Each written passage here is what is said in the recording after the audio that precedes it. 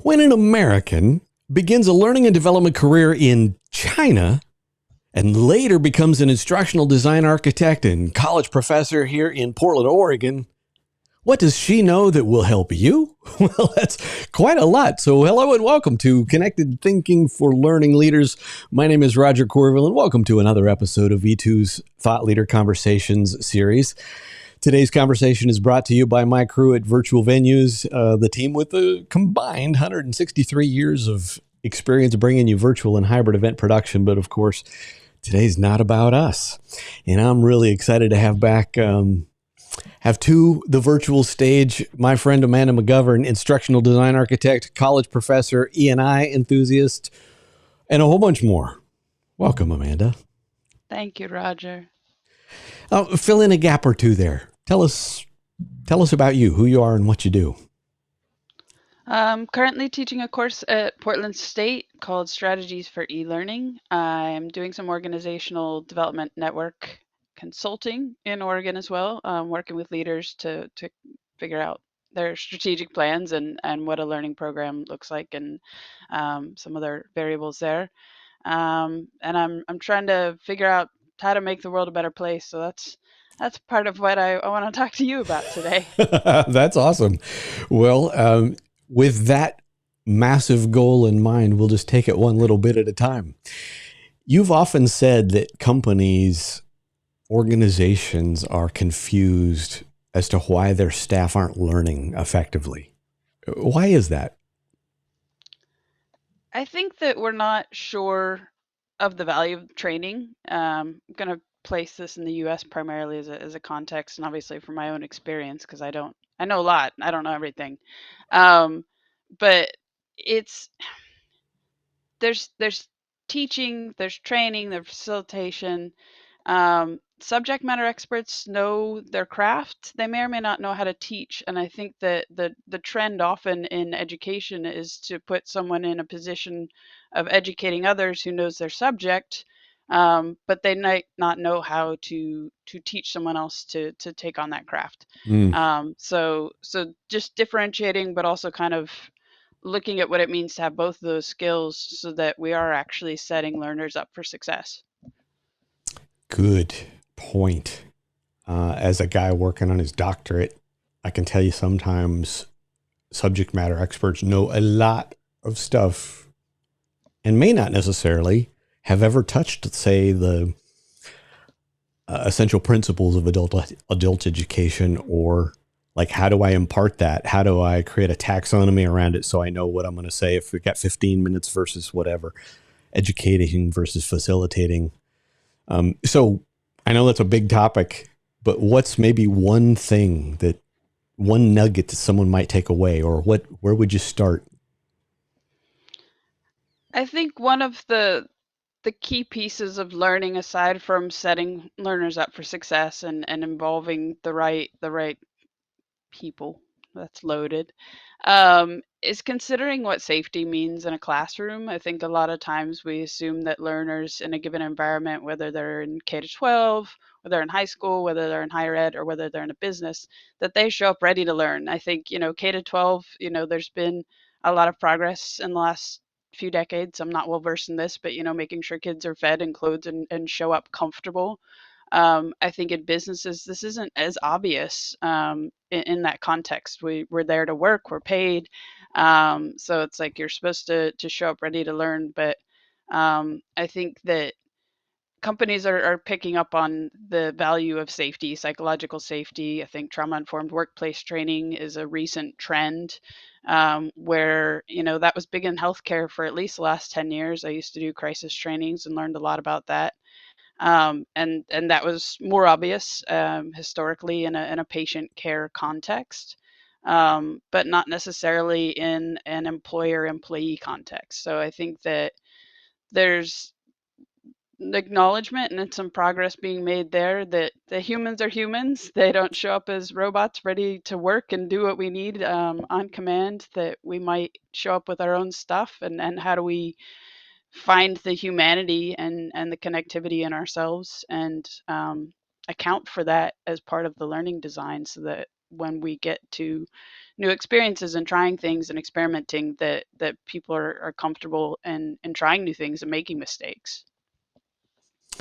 I know that you have said in conversations offline that you're grateful that your learning and development journey started in China. I'm just curious, how did that plant a seed that got you where you're at? So I consider myself very lucky in a lot of ways. I lived in Beijing for 6 years. I had looked at education when I was in college and strayed away from that because in part some of my professors who were queer had mentioned their less than ideal employment path. So I was like, well, I want to have some employment security. So I'm not going into education because I don't want to worry that I'm going to get fired for how I show up. But then I showed up in China and met a lot of friends who were like, you should try teaching, you'll love it. I didn't believe them. I was terrified. But after the first class I taught, I had a bunch of engineers as a big company in Beijing come and tell me that I was the best teacher they'd ever had. And I was thinking, who's been in here? What's been going on? Um, but I had time to obviously reflect on that and learn from that. But because I knew English and I didn't know how to teach, I went in with an open mind. I was the subject matter expert, but I was not an educator. Um, so I had to figure out what that meant. And I didn't know what my learners knew. So I was doing needs assessments, I was designing curricula based on what I was learning from them. So it really was a partnership, and it sounds cliche, but it was an awesome way to learn about learning because I was doing, but I also had a circle of folks who did have the higher education experience and were able to advise me in adult learning principles, even though they weren't calling them that. They're like, here's how you check in, here's what you do. So I think it was an awesome way to learn. It was humbling, but it kind of it gave me some confidence, but it also taught me very clearly that just because you know a topic or a subject, it's you still have a lot to figure out before you can create an environment that's safe for learners to try new things and then develop new skills. So as you were just sharing that, I realized that someone listening here might be a leader who hasn't had that level of exposure to the nuance between, say, educator, trainer, facilitator. And frankly, a lot of folks in the corporate world in particular do training who may never have had, you know, they're not in the formal training or learning and development department or division. They're just being put out there because they're the subject matter expert. So delineate educator, trainer, and maybe facilitator. All right. There's a lot of overlap. I think anyone can be an Yep. educator. I think facilitation to me is an important word because we think of teaching and facilitation. So a teacher's often saying, here's what you need to know. A facilitator I see as a more interactive lever kind of in that system of here's how we can set up an experience and we can learn together and partner, which is more of a focus in adult learning, but is useful with younger learners as well. Um, I think subject matter experts know their craft, but I think remembering that you might have forgotten some of the knowledge along the way to you knowing your skill is important. One of the books I was reading last night was actually talking about how tying your success to your learners is crucial. I think a lot of times we tell people how to do things, we expect them to know, but really looking at, well, how did I get here? And that's not always a clear path. But what did I need to figure out, learn, try to be able to get to where I am? Because it's not intuitive. Something like a task analysis sounds really not that difficult, but when you get into complex tasks, you really do have to break down the pieces and then sequence them. So I feel for leaders who are tasked with training. I think one huge piece is that you got to want to do it and you got to care about the outcome. Yeah. I think a lot of people are asked to do trainings because they know something, but if you don't want to be there, that's where trickle down is true to me. Like no one wants to be there. Like um, I've always enjoyed face-to-face interactions, and I think that's also been part of my own success in a learning environment. But I think making sure that people want to train others, because it isn't something you can just do. It's something that takes um, care, finesse, and some trial and error, where any given room, you don't know what people know, so you're trying to figure out from them where they're starting, and how you build a bridge to where you're trying to help them go. But you also need to make sure they want to go there. You got to make it engaging. You got to motivate them. Right. So Oh, and there's I'm a so lot glad that there. you It's not just, an easy question.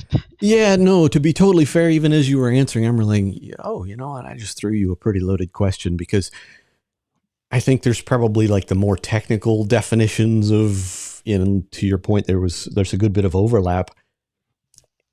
But I also know there are like colloquial, the way that they ended up, those terms get used colloquially, right? I mean, I've spoken at quite a bunch of higher ed institutions and conferences, and I know that this is just, again, my impression, meaning I guess I'm speaking to our listeners. If it seems a little mushy, it's probably because in the real world it is.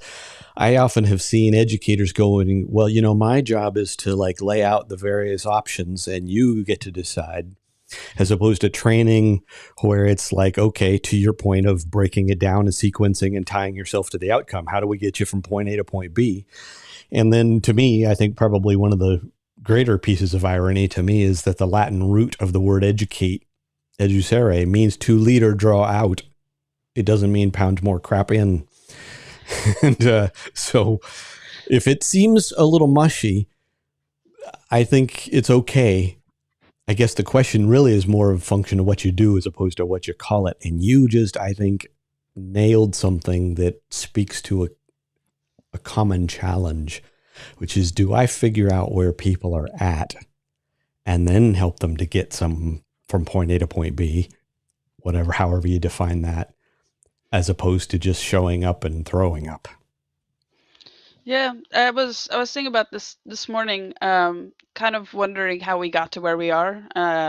Sometimes in a business context, sometimes in higher ed. But fair enough, in business, we're talking about scalability, and I think we used to learn in on the job with someone doing a task, and then we've just gotten more distance from the work. So we're literally taking 30 people and one facilitator and having them learn how to do Mm, something, but it's so far removed from the context, the environment, and it's scaled, but is it scaled properly? So it's like, yeah, you can make things quick, but are you checking to make sure you're doing them well? And I forget too, if I use acronyms, please tell me. I think that's another piece that sometimes I forget, like in an L&D, learning and development context.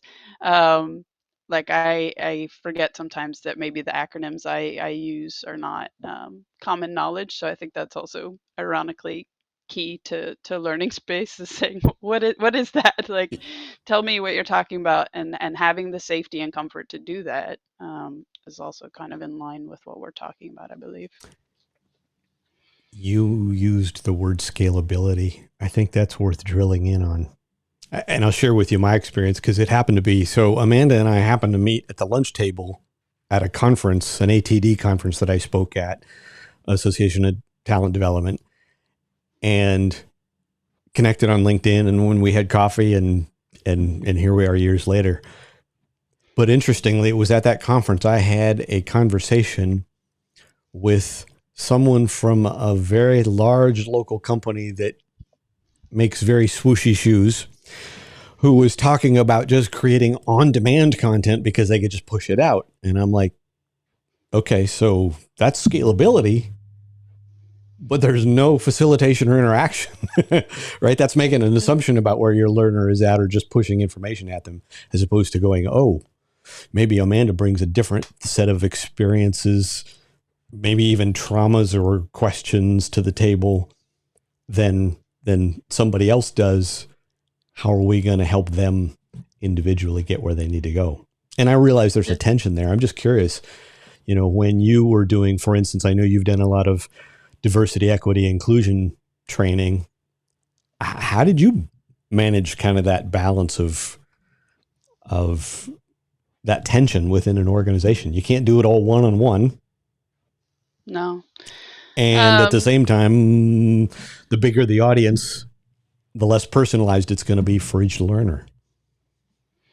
I think that's part of why I'm grateful that I got my training wheels off in China, and then I worked at a large nonprofit in Oregon for close to a decade, and got a lot of face-to-face trainings and learned about the spectrum of human experience while I was working there, and that's taught me more than anyone's got time to listen to. But I think I to educate, you need to learn. I think when I started my graduate work, it was actually to learn about e-learning. So I went to Portland State, took an e-learning course from scholarship from my work at the time. And my professor emphasized the need to build in the humanity to e-learning because you can ask people questions, but the challenge in building e-learning well is that you need to build in the humanity, but you also need to account for everything that could come up in a classroom. If you're in a Mm, synchronous in time class and somebody has a question, you can answer that question.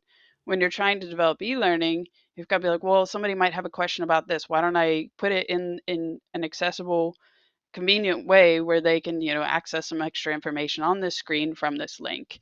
But you've got to think of the range of human needs, experiences, interests, um, and build that in, which is incredibly challenging. So, a lot of people are interested in building e-learning and doing it quickly, and that's great. But I wonder how much of that care, connection, humanity is built into that. Where is it more like we think of a conventional classroom where it's like, here's what I want you to know, and that's how we're building e-learnings. Here's what I want you to know, and it's like, how does this relate to what you need to be able to do?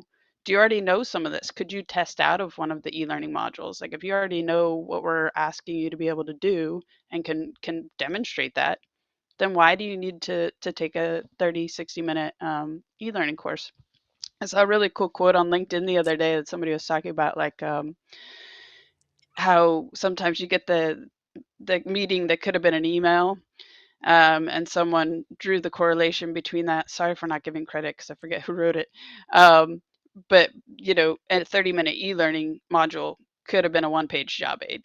And it was like, we're so excited to build things, and I've been guilty of that in the past. Like, I'm like, oh, I can see solutions. And also, one of the best lessons I got out of graduate school is that not everything is a training need, right. and not everything's a skills-based problem to solve for. I think in addition to solving for safety and building an environment that's conducive to learning, um, is I lost my train of thought. I am a human. Um, yeah, it's gone.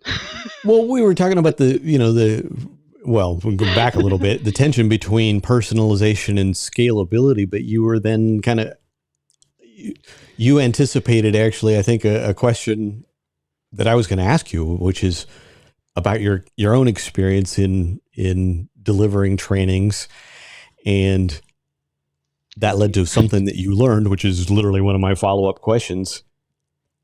And I'll just emphasize what I think I just heard you say, which is that sometimes the medium through which you do it makes a huge difference, right? If I've seen that, right? It's, oh, we need to produce videos. Well, does it need to be in a video when they could just scan a one-page document and get what they need?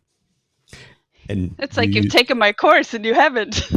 The students build a blended learning program, and it's like, here's all the ways you can deliver content, and it's not all instructor led. It's not all e-learning. Like, there are other options, and picking and choosing different methods for their strengths is its own craft. And I it's fun to I'm hoping that as learning moves forward, we can kind of figure out how to customize and personalize because, COVID hit, and a lot of learning sessions went online. And I personally kind of believe there's going to be a need to revamp a lot of what went online because in some cases I think people put, like a PowerPoint online and said this is a training, and I'm like, also, like, if it's just text, like, that's knowledge, it can be part of learning. But is it everything? No. Like, we don't look at books and say this is a training, and yet we're looking at written context on a screen and we're like, it's a training. And like, I think we can do better. I think, some of what I've learned about virtual instruction, I've learned from you. And it's one of those needs to ask questions and engage people. What do you want to learn today? And have people kind of front load themselves about their own needs and what they're hoping to find. And I'm not doing the best job of it today, but asking, what do you want from this recording? What are you hoping to learn? What are you trying to solve for in your business? And giving people time to reflect on that. I think reflection's also growing. But to your point about higher education, I think because of my range of professional experience, I was lucky to get to go to graduate school, finished up, became a professor quickly after that. I spent 6 months researching the intersection of diversity, equity, and inclusion and education. Because a lot of people were, and I spent a lot of time trying to develop, and I did develop diversity, equity, and inclusion trainings. But I think the challenge that the team I was working with faced was that we're trying to have it as an isolated topic. So we're going to teach you about DEI. Mm.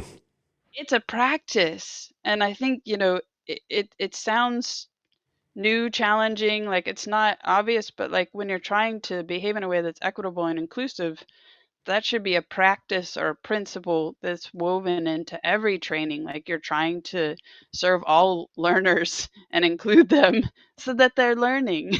like, so I think unfortunately trying to learn about it in a vacuum has created a challenge. But as you know, I did my research. I think Um, but I created a model because I was trying to figure out how can we do better in education and provide experiences that are equitable and inclusive and support all learners. And a lot of the research is theoretical. We can do this, we can do this. And then a lot of the practices that I found were isolated programs. So you've got a women's studies program, you've got an African American history program. Forgive me, I don't know all the. There's LGBTQ like departments, and those are great, they have value. The tricky thing is when you're trying to be equitable and inclusive, chunking out groups of people away from the whole is kind of othering. It's well intentioned, and I've been a part of it. But if we're separating ourselves, then are we included? So what I was trying to figure out was how to evolve the curricula to make education an experience that is equitably accessible, affirming, and more, so that people don't have to go outside the classroom to learn about themselves, to feel community, to feel represented. Is there a way that we can um, transform education so that it does support everyone better? What do you want to see happen moving forward? If you were going to save the world, what, what would you like to see moving forward? And, I mean, I guess hopefully that implies, well, where does someone start if that's not been a conscious part or practice for how they've approached learning and development? I think I'm hoping we can revisit our humanity and the value of connectivity. I think, we deliver and we say, here you go, but having the conversations, learning from people. I think the needs, if you're working with patients, like those are going to evolve over time. So there's a need for your trainings to evolve over time.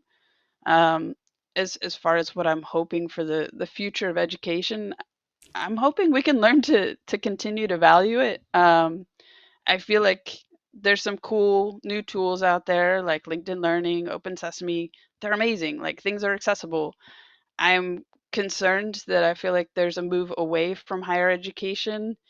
Um, Not purely because I love it and learned a lot from it, but I think there's value to it and it needs to be revamped. I think what I built as a model could help make it more relevant. I think the model I have would also help drive business um, transformational instructional design practices as well. But I don't think abandoning education for quicker, faster, more accessible is the solution. I guess I'm hopeful that rather than abandon a system because it hasn't served everyone historically, we could actually transform it so that it does support more people better and actually set up all learners to be successful in a global environment. Um, Part of why I'm proud of the model that I created is because it's not geared towards one group of people. It's to include people in conversations so that they have a say in their curriculum. Um, and for people who've historically had more privilege, like, oh, but what about me? You're actually going to get a more complete education. Like, I sincerely believe that what I'm putting together um, could make things better for everyone. We talked about, trauma informed Mhm. workplace practices. I think we've forgotten how to disagree with each other. I think we've forgotten other people have different opinions. I think when someone says I'm gay, you're like, but what about me? I'm straight. Like, why are you telling me this? And it's like, when you're the narrative, there isn't, necessarily, before China, I wasn't as aware of my whiteness as in China, and I was reminded daily of my whiteness, which Right. was a beautiful education. That was fair, humbling, and challenging at times, but also an education I'm grateful for. Um, so I'm hoping that we can create education systems that are founded in equity and inclusion and support everyone. I think a lot of people are feeling left out, left behind, like they're struggling and separating one another and always competing and focusing on what we have and not what everyone else has. And I think shortage mentality has really gotten in the way in the US. Forgive me, I'm getting a little serious, but I'm just like, we really can all benefit from something that's more holistic, more accessible. And I don't think there's one solution. Is the irony of it. Like, higher education's not the answer to everything either. I don't pretend that. But I think if we transform some systems in some earlier stages, we won't have workplaces where people don't know how to have a difficult conversation because who wants to be uncomfortable? Like, that's no fun. But if you and I disagree, if we can talk about that, and then we can come at it from a place from curiosity and wanting to learn instead of trying to. There's safety, there's a balance. Being uncomfortable is where we're learning, but I think that it's healthy to be able to have that discomfort but also curiosity so you can move past and through it. That, yeah, I think that's a great point. That it's probably an overused analogy, but when you're an athlete or you're working out, people say something like "no pain, no gain," and you just in passing mentioned that learning is happening when we're uncomfortable, right? Which which we have to be intentional about, whether it's taking that on ourselves or guiding others through that experience. And I I think you're right. There's a significant measure of intentionality, right? Because if you think about just the boundaries of, say, psychological safety, right? You have no idea, and not that you're going to ask everyone, ask someone about their deepest, darkest moments of their past, but you know, domestic violence or bias or harassment or economic uncertainty or political division. I mean, there's all kinds of things that can be inside of someone. And but to your point, even just at the level of, can we agree to disagree? And oh, by the way, you bring something awesome to the table, and oh, maybe I've got something to learn from you because I'm a middle-aged white guy and you're not, or whatever. I Oh, think you're just a kid. forgive me. Forgive me. But you used the word curiosity, and I think that is a great repositioning, right? I know that I know that there is some part of that, part of the discomfort that some people feel, I should say, in my sphere and what I have experienced is that sometimes people feel uncomfortable and they don't want to go down a particular place for fear of getting into a point to exposing a place of conflict instead of going, well, wait a minute, no, we've got something. Can we come together and shake hands and know that our diversity is our strength and start knowing that it's going to be maybe a little uncomfortable and we figure it out? I think not everyone thinks diversity is I believe it's a strength. I think the business world has caught up to it as being a strength because if you're creating one product, that's not going to appeal to all your customers. So um, I I agree with you. I wonder if everyone's as curious because it is uncomfortable to kind of learning is uncomfortable. I think that's kind of the fun thing about having learning experiences where you're actually learning together. The adult learning models of andragogy like has like these little arrows of student to teacher and all around. I i think you know i s- was trained as a crisis trainer. I'm not a crisis expert. I know how to train.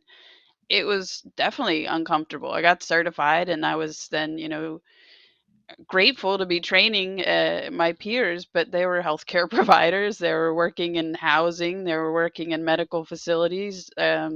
Lots of different business lines. And part of the train the trainer session that I took that was awesome was like, how many years of this kind of experience do you have? Okay. And all these train the trainer folks like 5 years, 3 years.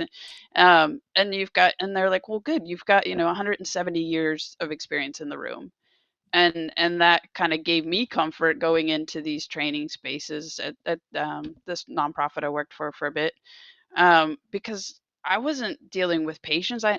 But I had to draw that out. I had to deal with my own discomfort to try to pull from their knowledge and then essentially crowdsource, and help them apply. Like I had models, but we genuinely had to work together to figure out how they applied to their work. So maybe part of it's partnering in the discomfort. um, I used to want to go into a training space knowing everything, and it was such a relief to let go of that. Um, Teaching English, you're like, Mm, oh, I got this. I can do this well. And then it was like, even DEI trainings. Like I had someone asking me all these different terminology about the LGBTQ community, and I should know. I should probably know, but you know I was like, someone else in this room might know a better definition. We can look it up, toss it out to the room. So I think, managing your own discomfort and saying, I need help, even as a trainer is kind of cool. You mentioned leaders leading trainings. I think it's stressful to go into a space and people might have these really high expectations of you, but I think you share your experience. I think you ask people what they're dealing with. I think problem solving together is a way to kind of move you away from the discomfort and towards your curiosity, towards a place where you can learn together. Um, Another cool article earlier this week, I really need to write things down so I have some sources. But they were talking about, neuroscience is going to become increasingly important in learning and development and beyond. But about what happens in the body and the brain when you look at things as a problem as opposed to a challenge. And I'm kind of wondering how that could be integrated into lots of learning experiences. Like a lot of people might, oh, I have to take this e-learning today. There's a problem. What if when you when you open up the e-learning, it's like, what are you dealing with at work? What do you want us to present to you? What are you looking for? would increase your level of engagement. If you're like, all right, go find the treasure. Why do you think someone gave you this e-learning? Like, there's probably some requirement. There's probably something that's happened. There's something that's going to happen. You may or may not have context. You might not be able, but if you go into it looking for the challenge as opposed to seeing the problem, I think it also helps us stay open to learning, and if you're not stressed, um, your hearing's better, your cognitive abilities are improved. I mean, that was one of the best learnings from crisis training. When you're stressed, your IQ drops, and somebody um, surprises you and asks you a question. Like, sometimes, like, we just run out of words because we're scared, and that's kind of what happens in a learning space. If people are scared, they're not gonna engage, hear, listen. But if you're like, hey, let's find this challenge. Let's look at this problem together, make it a challenge. Right. We can reframe it so it's exciting, as opposed to another obligation in our busy lives. Um, did I get there? Yeah. Well, yeah. I mean, you're Sort of. talking about partnering with someone in the process of both clarifying and then solving or addressing challenges.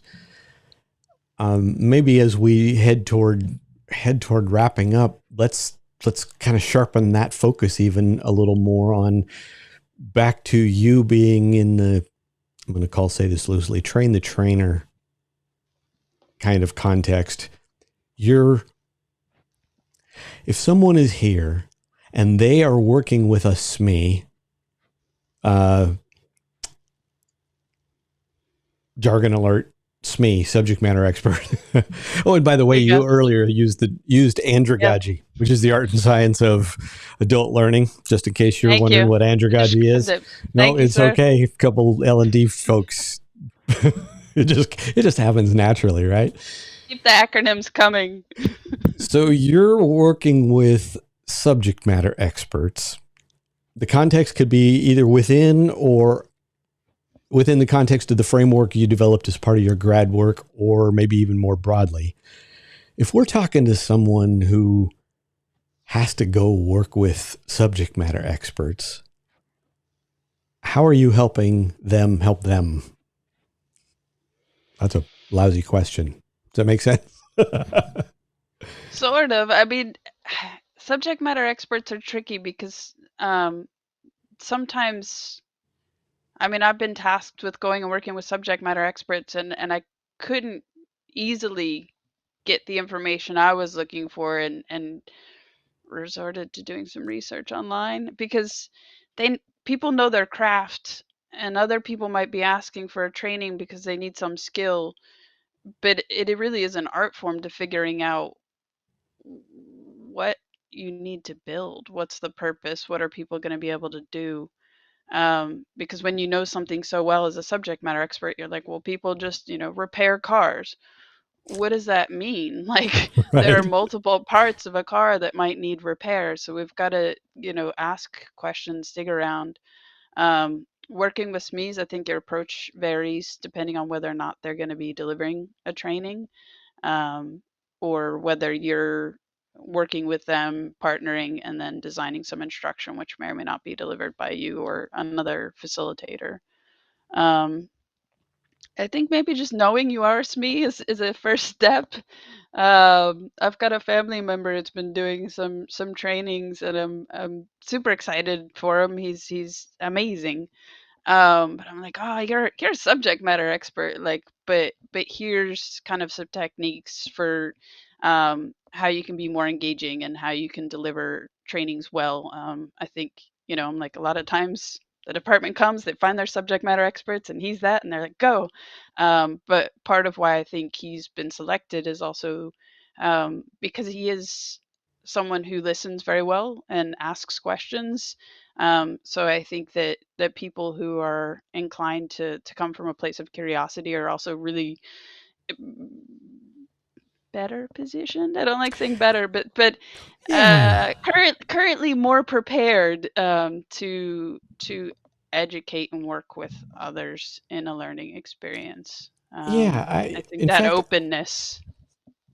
You even just said something, and maybe this is just a place to kind of like land the plane here. You even just mentioned awareness. I'm not even sure you realize what you said. I think it's brilliant. Thanks. Does the subject matter expert even realize that they are a subject matter expert in a way that helps them differentiate? Here's where I'm at, and I'm talking to people who aren't where I'm at. Old farts like me used to use that experience of the uh, describing the autonomic way that you would drive a car that had a stick shift. And once you've learned that, it's kind of hard to remember what it was like to drive a car with a stick shift and pop the clutch and kill the engine and whatever. And so you have to go from autonomic or just automatic to being conscious, going, oh, now I need to put myself in your shoes. I'm even going to struggle with trying to remember what it was like to not know that.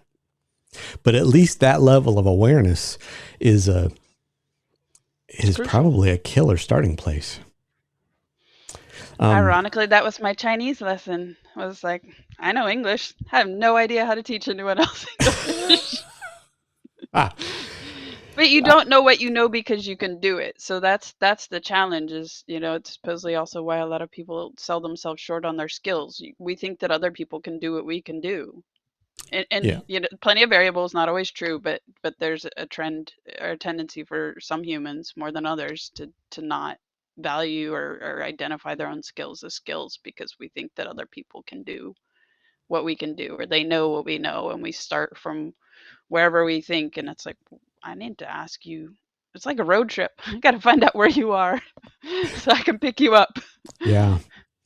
Um, Here, I will momentarily. I will ask you one final question, which is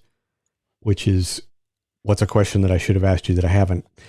But before we get there, since we're just talking about this working with subject matter experts, I'll just throw out this one illustration that came to mind for to me once.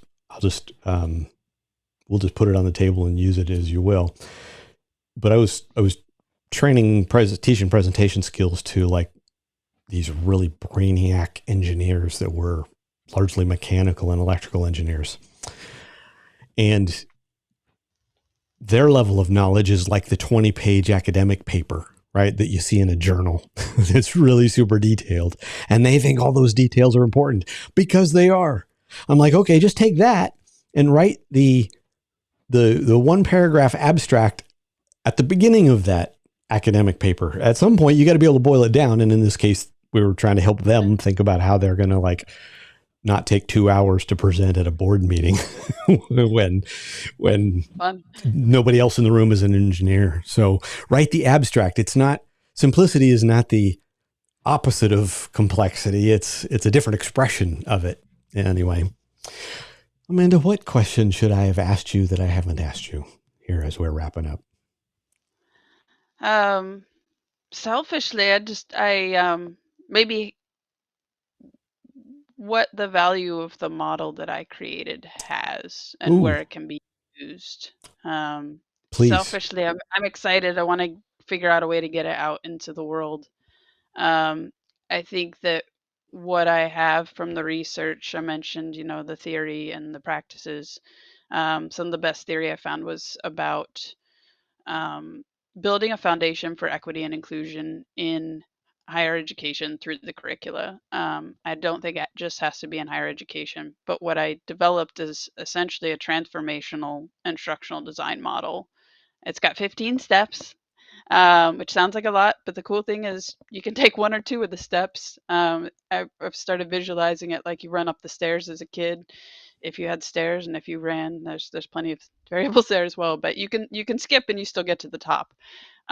So the idea is that there are five actions you can take before a learning program event that will help um, build something that's equitable and inclusive and relevant to your learners. And then there's five steps that would are recommended for during a training program, and then five after.